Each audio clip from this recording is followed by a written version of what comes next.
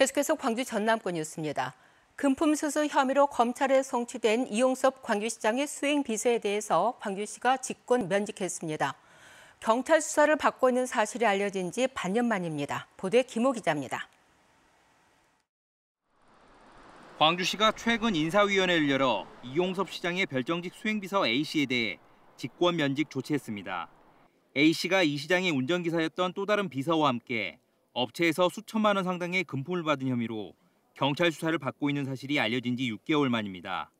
A씨는 그동안 대기 발령 상태였습니다. 별정직 공무원에게 내려지는 대기 발령은 일반 공무원에게 적용되는 직위회제와 달리 급여는 그대로 지급됩니다.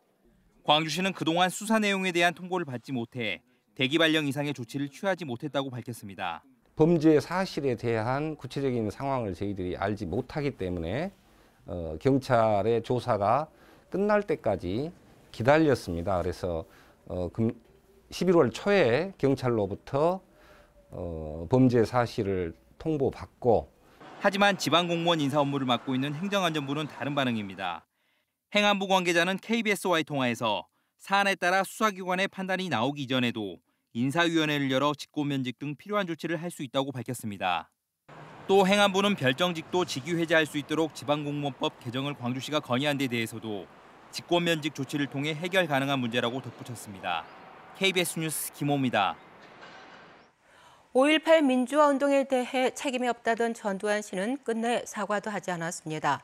여러 정황과 진술에도 불구하고 변명으로 일관했던 전 씨. 하지만 5.18 전후의 군 기록과 5공화국 당시 신군부가 만든 기록물에는 5.18에 관여한 흔적이 곳곳에 남아 있습니다.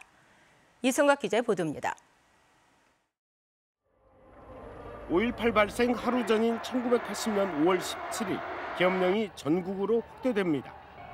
당시 보안사령관이었던 전 씨는 이 내용의 보도 통제 지침에 친필 사인하고 위반 시 폐간하라는 지시 메모를 남깁니다. 신군부가 자신들의 업적 등을 서술한 비공개 기록물 제5공화국 전사에도 전 씨는 여러 차례 등장합니다.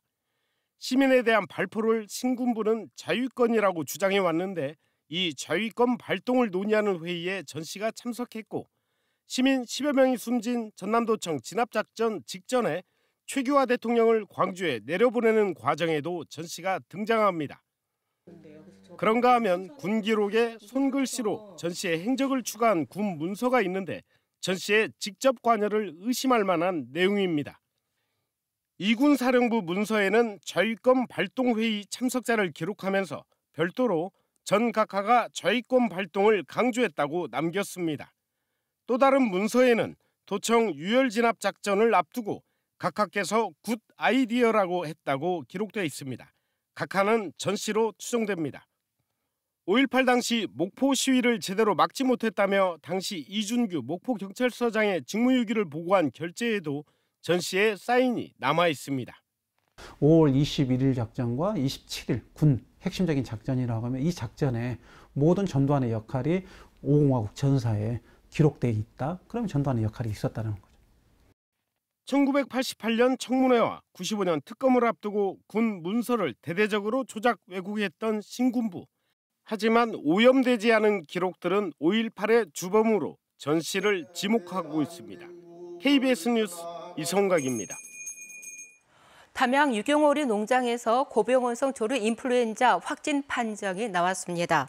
조류 인플루엔자 중앙사고수습본부는 담양 오리 농장에서 AI 의심 사례를 검사한 결과 고병원성 H5형 조류 인플루엔자가 최종 확인됐다고 밝혔습니다.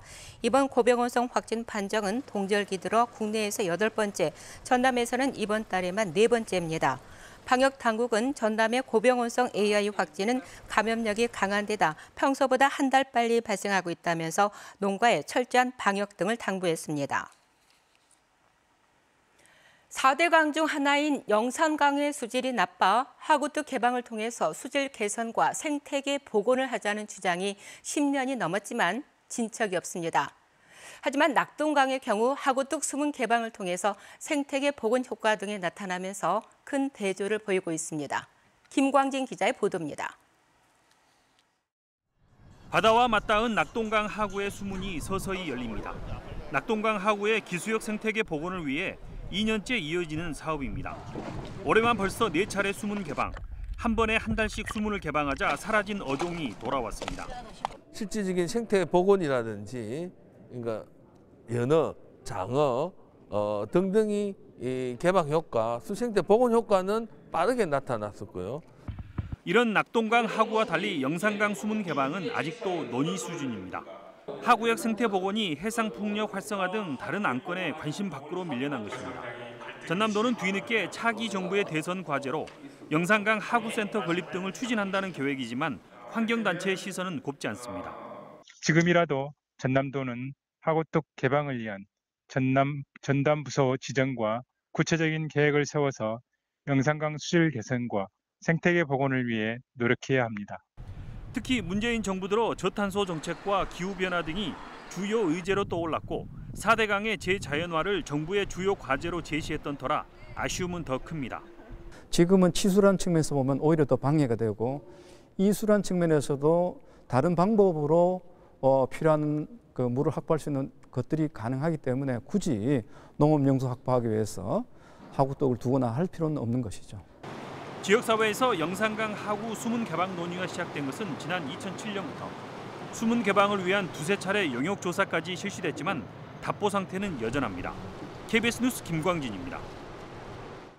국립심뇌혈관 질환센터를 조속히 설립해야 한다는 목소리가 이어지고 있습니다.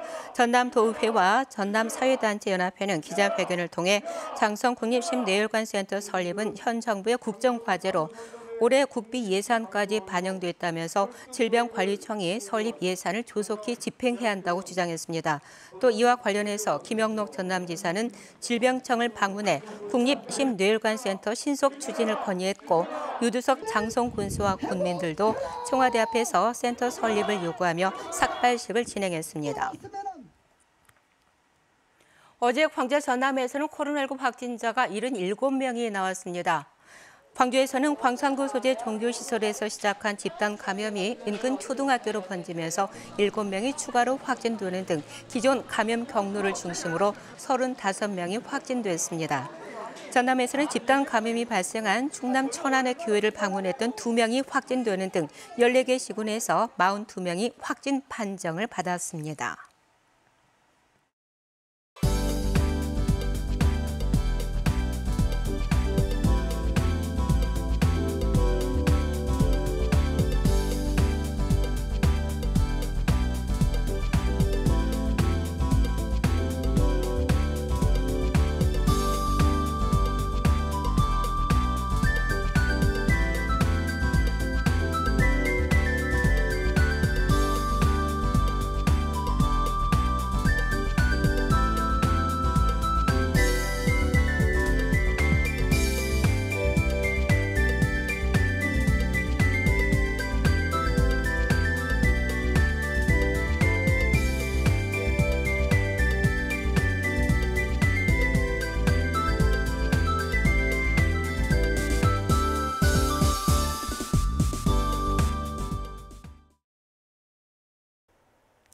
추위가 다소 누그러졌습니다. 광주의 아침 최저 기온이 어제보다 2도가량 높은 6도 안팎에서 시작했는데요. 평년보다도 조금 높은 수치입니다. 낮 동안에도 어제만큼 올라 많이 춥지는 않겠습니다. 다만 내일 아침에는 다시 2도 안팎, 일부 내륙 지역은 0도 이하로 내려가겠습니다. 다시 추워지는 날씨에 또 크게 벌어지는 일교차에 감기 조심하셔야겠습니다. 현재 구름이 다소 많이 끼어 있는데요. 오전까지 곳곳에 빗방울이 떨어지겠고요. 오후에는 차츰 구름이 걷히면서 맑은 하늘 드러나겠습니다. 미세먼지 농도는 보통 수준으로 대기질 깨끗하겠습니다. 지역별 기온 자세하게 살펴보겠습니다. 아침 기온 어제와 비슷하고요. 한낮 기온은 장성 13도, 담양 14도로 선선하겠습니다. 여수의 낮 최고 기온 15도, 보성과 구례 14도로 어제와 비슷하거나 조금 더 높겠습니다. 목포의 한낮 기온 14도, 영암 15도, 완도 16도까지 오르겠고요. 신안도 한낮 기온 14도가 예상됩니다. 서해남부 먼바다는 오전까지 바람이 강하게 불고 물결이 최고 2.5m로 다소 높겠습니다. 항해나 조업하는 선박들은 주의하셔야겠습니다. 내일부터 다시 추워지겠고요. 월요일부터는 비 예보 나와 있는데요. 수요일에 기온이 큰 폭으로 떨어지면서 눈으로 바뀔 수도 있겠습니다. 날씨였습니다. 프로야구 기아 타이거즈가 신임 단장으로 장정석 KBSN 해설위원을 선임했습니다. 장 신임 단장은 덕수고와 중앙대를 졸업하고 1996년 프로에 데뷔했으며 키움 히어로즈 감독을 지냈습니다. 장 단장은 오늘부터 업무를 시작해서 감독 선임과 선수 영입 등을 추진할 예정입니다. 이번 달 광주 전남 지역의 제조업 업황 지수가 하락했습니다. 한국은행 광주 전남 본부가 광주 전남 지역 사업체 580여 곳을 조사한 결과 이달 제조업 업황 지수는 76으로 지난달보다 4포인트, 다음 달 업황 전망 지수도 3포인트가 떨어졌습니다. 제조업체의 경영 애로사항은 원자재 가격 상승과 인력난, 불확실한 경제 상황 등입니다. 올해 광주에서 발생한 교통사고 사망자 수가 감소했습니다. 광주시는 올 들어 지난 10월까지 광주에서 발생한 교통사고 사망자는 모두 36명으로 지난해 같은 기간 52명 대비 30%인 16명이 감소한 것으로 나타났다고 밝혔습니다. 특히 어린이 보호구역 내 교통사고는 발생하지 않았습니다. 광주시가 자치구와 합동으로 자동차세 체납 차량을 단속한 결과 모두 90석 적발했습니다. 단속 대상은 자동차세를 2차례 이상 체납한 차량 등으로 적발된 90석 가운데 72대는 현장에서 번호판을 영치하고 21대는 영치 예고했습니다. 지난 10월 말 기준 광주시 자동차세 체납액은 53억여 원으로 전체 체납액 332억 원의 16%에 이릅니다.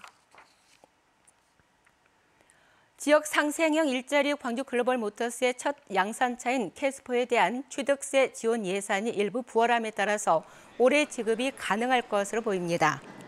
광주시 의회는 지난 23일 관련 주례안을 통과시킨 데 이어서 어제 3차 추경 예산안 회의를 열고 올해 캐스퍼 취득세 지원 예산 4천만 원 가운데 절반인 2천만 원을 부활해서 통과시켰습니다. 광주시는 내년도 예산안에도 캐스퍼 취득세 지원 예산 5억 원을 올렸는데 이에 대한 심의는 다음 주에 진행됩니다. 전라남도는 올해부터 시행한 청년 부부 결혼 축하금을 받은 신혼부부가 1,000쌍을 넘어섰다고 밝혔습니다.